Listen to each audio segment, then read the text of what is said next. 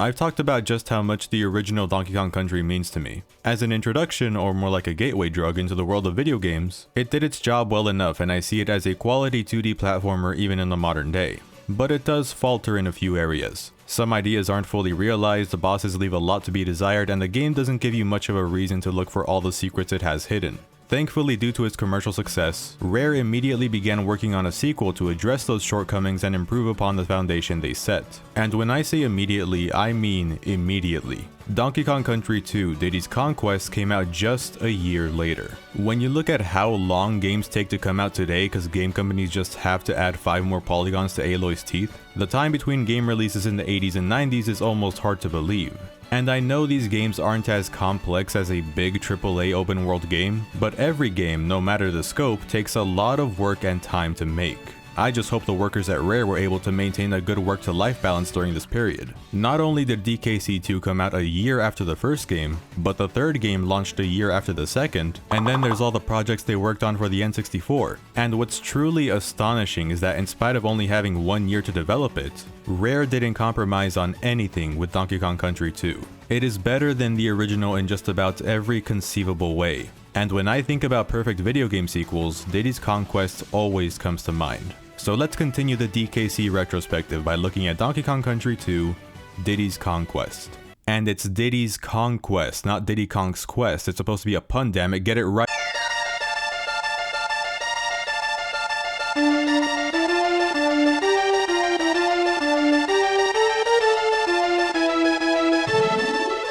As I mentioned last time, I'm gonna be focusing on the SNES version. Unlike DKC1, DKC2 didn't get a Game Boy Color port, but it did get a Game Boy Advance port. Pretty much the same song and dance as the first game's GBA version. It looks and sounds a little worse than the SNES version, but it makes up for it by offering a way to play this amazing game on the go and including some extra minigames and collectibles. This version does add a new boss for the campaign though, and I've gotta say, it does not look good graphically. I don't know if it's just me, but it looks very cheap and moves in this animatronic-like fashion compared to every other boss that's animated with such fluidity. Again, if you don't mind the things you lose from making the transition to the handheld version, this is a good way to play Donkey Kong Country 2.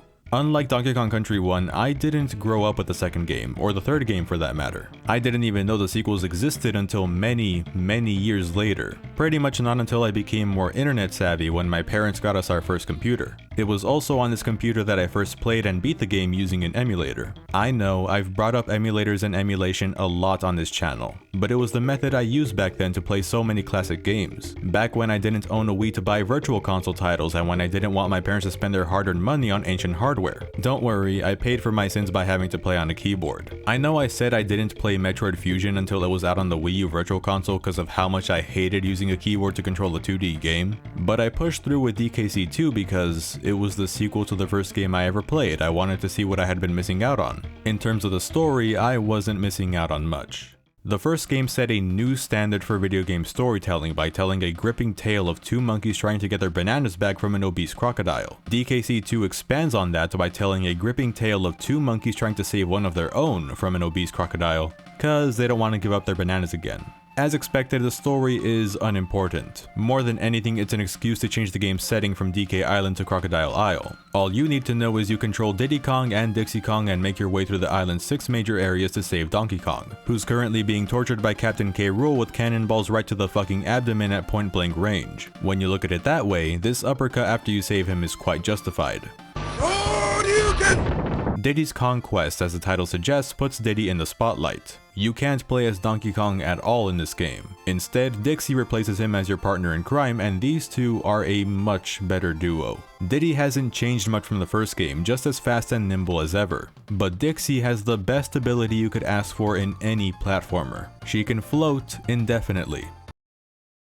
Do I have to explain why this is so good? Unsure whether or not you'll make a jump? Use Dixie. Don't want to get blindsided by a potential hazard below you? Use Dixie. Playing Donkey Kong Country 2 Diddy's Conquest for the Super Nintendo Entertainment System? Use Dixie. Okay, I'm kinda joking about that last part, but Dixie Kong is a fan favorite for a reason. Being able to float makes platforming easier and gives you more opportunities to explore and find those elusive bonus rooms and DK coins, which I'll get into later. However, although Dixie is my favorite character to play as, Diddy isn't made completely useless by her existence like with the dynamic between the Kongs in DKC1.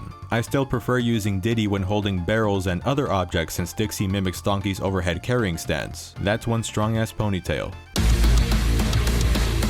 Diddy's cartwheel is also more reliable and better at building speed than Dixie's twirl. I also think Diddy is a bit quicker on his feet but has a slightly lower max jump height compared to Dixie. Adding to the improved synergy of the Kongs is the option to team up. Either Diddy or Dixie can carry the other on their backs and throw them at enemies as a long-range attack or grab collectibles that are out of reach. The best thing about this is that you will automatically move to wherever your buddy lands, so it can be used as a way to reach high ledges or phase through obstacles. Be careful where you throw your buddy though, as the game will still count them as getting hit if they touch spikes and zingers and whatnot. And just like DKC1, one hit and that Kong is out until you find a DK barrel. So yeah, watch out. So, you can float now. That must mean the game is easier, right?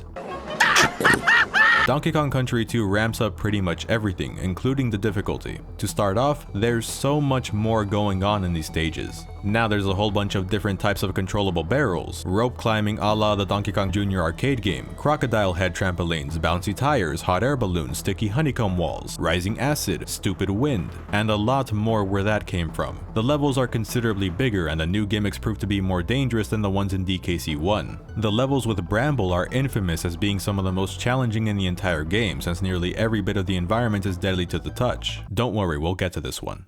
Enemies in the first game were largely static. A select few were a little annoying to deal with, but most of them didn't do more than pace back and forth. DKC2 introduces new Kremlings that pose a bigger threat. Cloaks like throwing shit at you. Clobbers charge at you and can knock you into pits, which may or may not have prompted me to use the Switch Online Rewind feature once. The yellow ones can take your bananas, the black ones can take your freaking lives, and the TNT ones tap into their inner kamikaze and try to take you down with them. Cutlasses are mean little shits. They get straight to the point and try to slice you up with their swords as soon as they spot you. This time around, clumps try to shoot you with big ass cannonballs. Zingers have a new red variant that can't be killed, and this game loves spamming these as you get further into the adventure. Lockjaw is one of the nastiest foes you'll come across. He's pretty much the equivalent of Big Bertha from Mario 3. Avoid the water in the levels he's in, otherwise you're almost guaranteed to lose a Kong. The bosses are also more aggressive now. They're still pretty easy, but most of them involve a bit more strategy than just attack, evade, rinse and repeat until the boss is dead. The fight against Cudgel could have been cut down a bit if you ask me though. As it is, it's quite repetitive.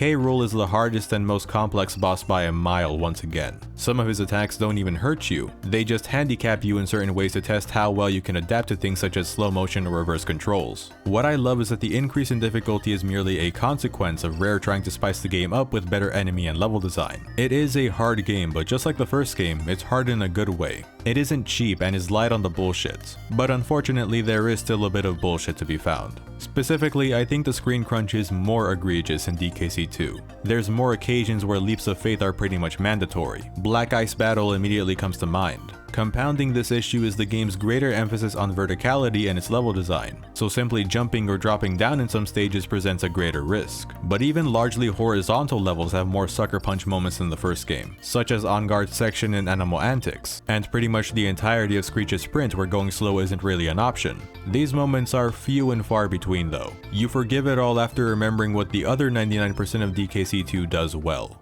DKC1 played things relatively safe with where the game took place. It's very vanilla. Diddy's Conquest is a lot less restrained in its settings and themes. It's a lot wackier and more interesting in my opinion. The game really plays up the whole pirate motif. King K. Rool has been rebranded as Captain K. Rool, and pretty much all the Kremlings follow the pirate dress code as well. The levels you run through don't just stick to your typical ship decks though. They can range from crystal mines, volcanoes, swamps, beehives, carnivals, medieval castles, and every now and then something more familiar. To me, DKC2 is the true start of this series' magical way of taking some level aesthetic that's shared among 2 or 3 stages and crafting something new out of it in each one. DKC1 laid the groundwork, but the sequel takes this idea and runs with it. Here's an easy example. There's 3 carnival roller coaster levels, essentially the minecart levels of this game, but you couldn't possibly confuse them with each other because of what you do in them. Target Terror has you hitting switches to open gates along the track. You race against 10 other contestants in Rickety Race for first place. Apparently killing the competition isn't illegal in the world of Donkey Kong Country. You manage a countdown timer in Haunted Hall by hitting the plus barrels and avoiding the minus barrels. Otherwise, Cackles here gives you a hug, and if I've learned anything from playing Elden Ring, don't accept hugs in video games. I can list other examples like that one for basically every type of level found in DKC2. I'd be here a lot longer than what's probably necessary if I were to do that, so I'll assume you guys get the gist. You're obviously all intellectuals, you're watching a YouTube review about a 27-year-old game. There's rarely a moment of dullness here. It would actually be easier for me to talk about the stages I'm not a big fan of. Red Hot Ride, Bramble Blast, and Fiery Furnace stand out as the only 3 levels that bore me. They go on for too long, so their respective gimmicks overstay their welcome. After the 5th maze of barrel cannons in Bramble Blast, I just want to launch myself into the bramble. Other than those 3, I can't stress enough just how much I love a lot of these other levels. The mines have to be my absolute favorite, the backgrounds are mesmerizing, and the music is godly. There's so many moving parts with the metal clanking, the synth, the humming. If heaven sounds a certain way, I'm pretty sure it sounds like this.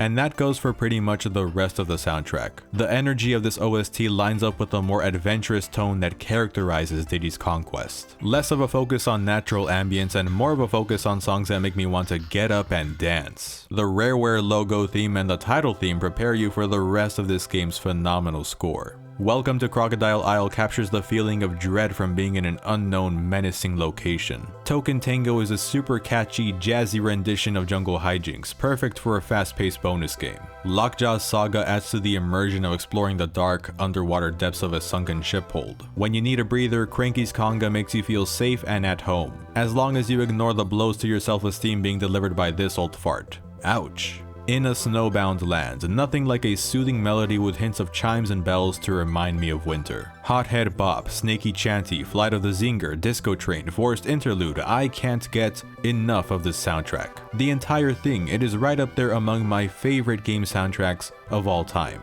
The quality of these arrangements alone can be enough to keep someone playing. And then there's the fan favorite, Sticker Brush Symphony. Personally, I'm more of a fan of Mining Melancholy, but this song is fan-freaking-tastic.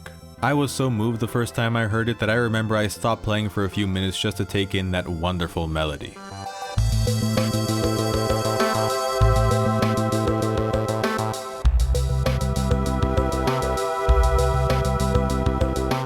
The remix in Brawl is nowhere near as good. I actually didn't even know it was a remix until I listened really closely, but it isn't bad. Just wanted to mention that because I know that song gets a lot of hate for how different it is. Also, I don't know if this is a hot take, but I like Crocodile Cacophony a little more than Gangplank Galleon. Gangplank Galleon will always be K. Rool's theme, but as a final boss song, Crocodile Cacophony just barely beats it for me. And I was so happy when I found out that it was getting a remix in Ultimate. It didn't disappoint. Can you believe I'm not even done going over new gameplay mechanics yet? Animal Buddies make a comeback in DKC2. Espresso and Winky didn't make the cut, but there's new ones to make up for their exclusion, and now all of them have new special moves. Returning from the first game are Rambi, On Guard, and Squawks. Rambi and On Guard haven't seen much change, and they both have the same special move, a charge. Just plow through enemies at breakneck speeds or use it to reveal hidden passages. Meanwhile, Squawks retired from his old job of being, you know, an epilepsy trigger. You can actually control him now, and you have complete freedom in terms of where you want to fly. For offense, he shoots big fat nuts. Yes, I intentionally phrased that to be as suggestive as possible. Hey, this game did it first. There's a level called Squawk's Shaft for crying out loud. On to the newcomers. Rattly the Snake is a much better version of Winky. Think of him like Tigger from Winnie the Pooh, just as lovable and goofy looking. Like Winky, he can jump higher than the Kongs can on their own, but unlike Winky, controlling him isn't so much of a pain. There's still a hint of awkwardness since he does little hops whenever you move him, but the same rules for rolls apply to the hops, allowing you to jump in mid-air to save yourself just in case. His special move lets him charge up for an even higher jump. Squawks the Parrot is Squawks' less cool cousin. He only shows up in one level and functions as a parachute, a role that was kind of already filled by Dixie, but whatever, we'll be seeing more of him next time. Because Rare couldn't help themselves, Squawks' old job has been filled by Glimmer the anglerfish. Pretty much identical to what Squawks did in DKC 1, not much more to say, he only appears in one level as well. Clapper the seal gets to shine in 2 levels. In Lava Lagoon, he cools the hot water so the conchs can safely swim through it. In Clapper's Cavern, he freezes the water for you to walk on to avoid Lockjaw's wrath. He's a very underrated animal buddy, situational but useful, and I really like his character design. Look at this good boy. That's a good boy. Finally, DKC2 gives us the best animal buddy in the entire series, Squitter the Spider.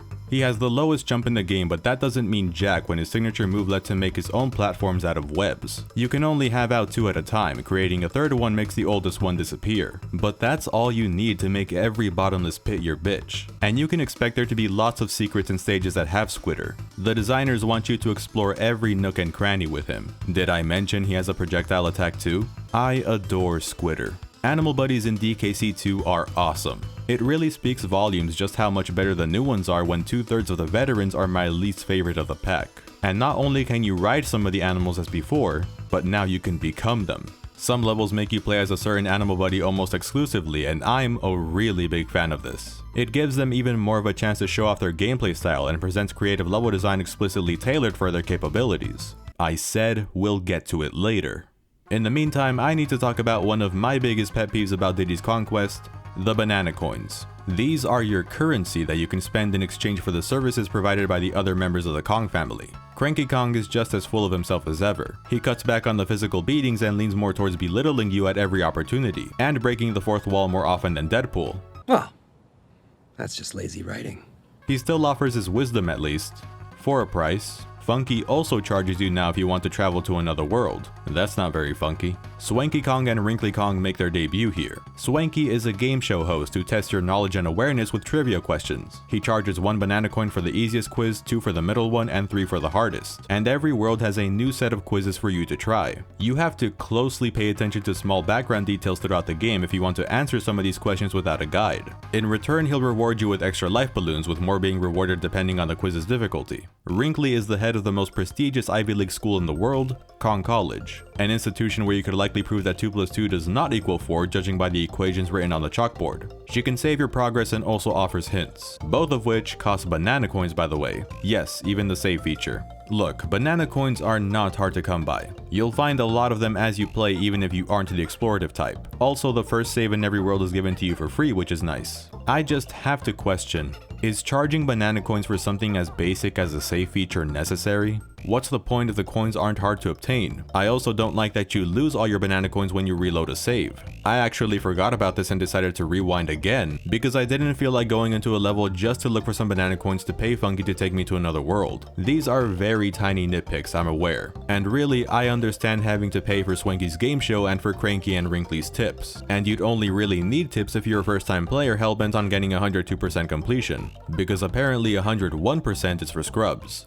Greg Mayles, the lead designer for this game, stated that one of his goals for the sequel was to make exploration one of its defining traits. Last time I said that while I appreciated the first game's effort in that department, the lack of an incentive to explore didn't do it any favors. That has been completely fixed here. Simply looking for and finding the secrets is even more fun. Some can still be a bit too cryptic for my liking, but the aforementioned hints you can pay for, and the thoughtful touch of marking fully completed levels with an exclamation mark and DK coin icon are super helpful. The exclamation mark thing is also in the first game by the way, I just forgot to bring it up then. Keep your eyes peeled and on the lookout for anything suspicious when looking for secrets. The designers did things like place a single random banana to clue you in on a hidden barrel cannon, hook, or they straight up spell out for you what you need to do to find something that's nearby. If you see a cannonball, there's a cannon nearby that you have to take it to gain entry to a bonus room. Enemies will sometimes hold the answer on how to find a secret. Literally. This cloak here for example tosses a chest with a cannonball inside if you wait long enough. There are 2 main collectibles required for 102% completion, Creme Coins and DK Hero Coins. You get Creme Coins after beating a boss or completing a bonus room.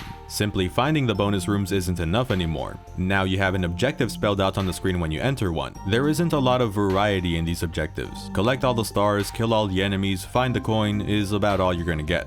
But every single bonus room has a unique layout. They follow the same design philosophy that I praised about the regular stages, and they are extremely memorable, fast-paced, and fun to solve. My favorites are the ones where you have to switch between Diddy and Dixie to get to the coin. It helps that you aren't doomed if you mess up in a bonus room. You can backtrack and retry unless you literally can't backtrack like in the roller coaster stages. It's a shame that the Kongs no longer celebrate or get upset when they win or lose bonus games, but this game has that trademark rareware charm in pretty much every other area that it's easy to overlook. As for the DK coins, exactly one is hidden in every regular level. Again, you've got to pay close attention to what's around you if you want to find some of them. My least favorite are the ones being held hostage by the end of level target. You have to time when you hit the target just right. Fuck up and you have to do the whole stage again for another crack at it. Look at this, it's there for a couple of frames.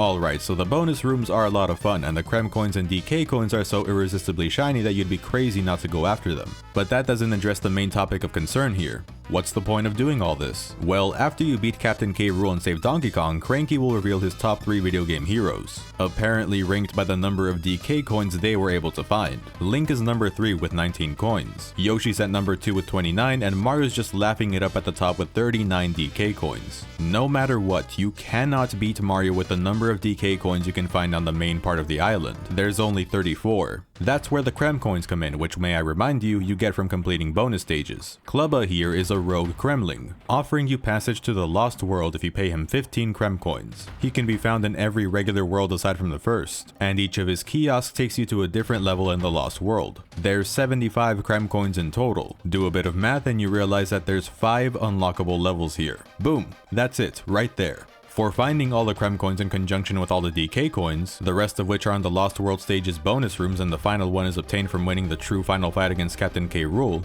well, more like a glorified endurance test. Point is, for doing this, I get more stages added to an already amazing package and a chance to shit on Mario, that cheeky bastard.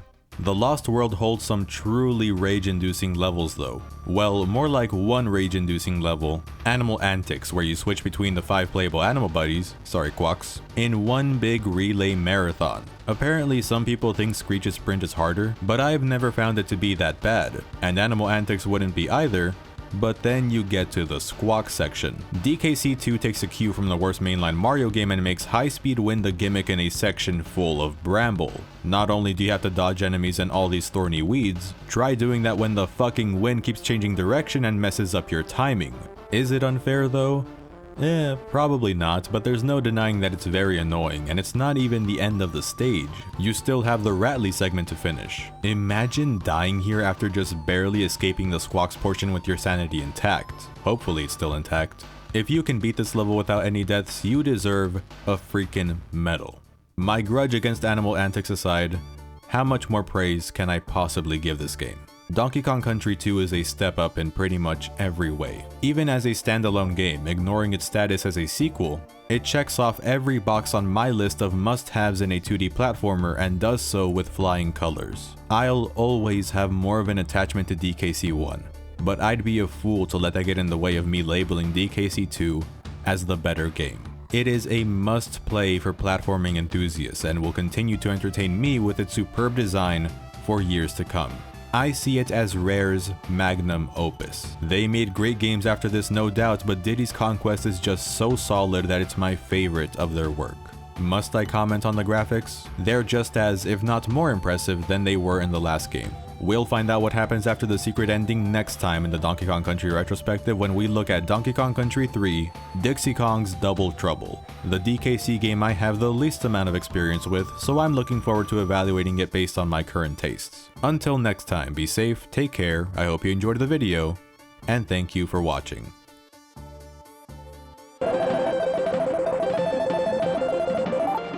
Cheating is fun.